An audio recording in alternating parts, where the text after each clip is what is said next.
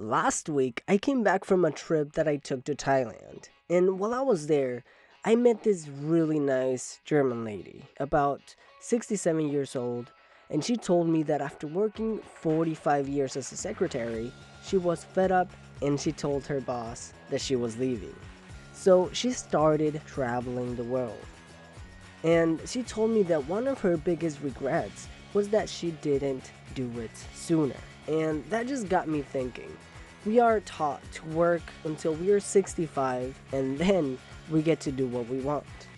But what if we don't want to do that? What if we want to do all of that stuff now? And that reminded me of the book The 4-Hour Workweek by Tim Ferris. So I decided to break some of the ideas down for you guys just in case you're not 67 yet and you don't want to have that same regret. So let's get started. First idea, understand your fears. One of the things that Tim Ferris talks about, and I think is very important, is to define and understand your fears. Think about the worst case scenario. What is the worst thing that can happen if you decide that you want to live on your own terms? Think about a worst case scenario scale from 1 to 10, where 1 is being completely inconsequential and 10 being catastrophic and unfixable. You'll find that it's not as bad as we probably think. I mean, you might lose a job that you hated anyways, or you might get some disapproving looks from people who aren't even chasing their own purpose, but it is likely that your consequences are not as bad as they look and will be fixable. And that is if your worst case scenario actually happens. Think about the alternative.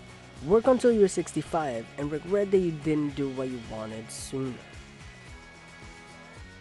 One of the book's biggest ideas is to create automatic income. And Tim gives amazing insights on how to actually achieve that. So let's talk about basic entrepreneurship. You can resell a product, you can create your own product, or you can sell a license. So now you start creating your business. Now, how do we start running this business with the least amount of work possible? One of the first things that you should work on is elimination. Think about a job. Being busy is a good thing in a job. Bosses look at you and they say, such a good worker. Let's give him a raise.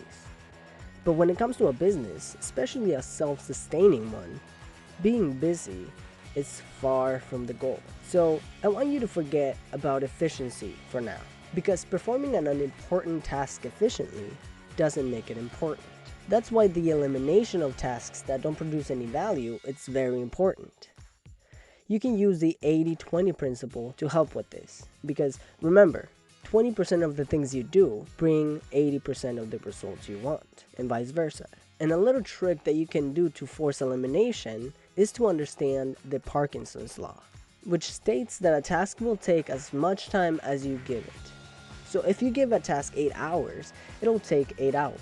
But if you give it only 3, your brain switches gears and eliminates the things that aren't absolutely necessary. The next idea is to remove yourself as the bottleneck of the business. Let's say that you own a hot dog stand, for example, and you are the only one running it. At this point, you are the bottleneck of the business, because there's always a limit on the things that you can physically do on your own. For example, let's say that 200 customers woke up at the same time, and you can only help one at a time, so the rest will probably get impatient and leave. But let's say that you hire 10 people. Now you're able to help a lot more customers at the same time, and you are no longer the bottleneck of the business. And this is one of the ways that you can actually scale a business to handle more customers and create more profit. Let's say that your business is growing, so you build more hot dog stands and hire more people. Here, you can actually remove yourself from the labor, and you can focus on things like marketing your business to bring in even more clients, or take a vacation.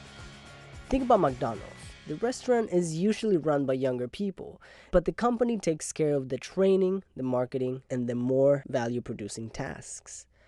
The next idea is outsourcing. Outsourcing means to delegate portions of work to an outside source instead of completing it within the business. In the book, Tim talks about 2 main things that you can outsource. You can outsource your business and you can outsource your life.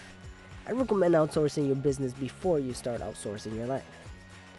As I explained before, you can outsource labor in order to focus on higher value tasks. Or you can also outsource if you don't have the resources to complete a task on your own. Here's an example of how I got my brother to create his own business. My brother has a hobby where he creates cool graphic designs in his spare time. So I told him, why not create t-shirts with those designs on them? So he hired a company that not only takes care of the making and printing of the shirts, but also the shipping and customer service. So he was able to outsource some of the most tedious parts of the business, like the shipping and handling and the making of the t-shirts. And by outsourcing, he was able to focus just on the things that he likes doing, which is making the designs. Also, he didn't have to raise any capital to buy a t-shirt printer, so he was able to start his business with very little capital, because he's able to share profits with the t-shirt makers. And the last idea is to understand the difference between absolute income and relative income. The book makes a big effort to emphasize that you don't need to be a millionaire to live the lifestyle that only millionaires are perceived to have. There's actually a benefit from not making a lot of money. Let me explain. Let's say that John makes $60,000 a year and Steve makes $150,000 a year. Now, who is richer? Of course, Steve seems a lot richer because he makes almost 3 times as much money as John. But what if I tell you John only works 10 hours a week while Steve works 80? Now you see the difference. John makes $125 an hour while Steve makes only $39 an hour. Now let's take it a little further. Let's say that Steve has to stay in New York, one of the most expensive cities in the US, because he has his job there. And John, he can go anywhere he desires. In New York, Steve pays $2,300 for a nice apartment, while John pays $600 to rent a beach house overseas. See, the main idea of the book is not to help you earn as much money as possible, but to achieve the most results with the least amount of work possible, to help you become free and flexible to do anything you want. And those are just some of the ideas that I got from the 4-Hour Workweek.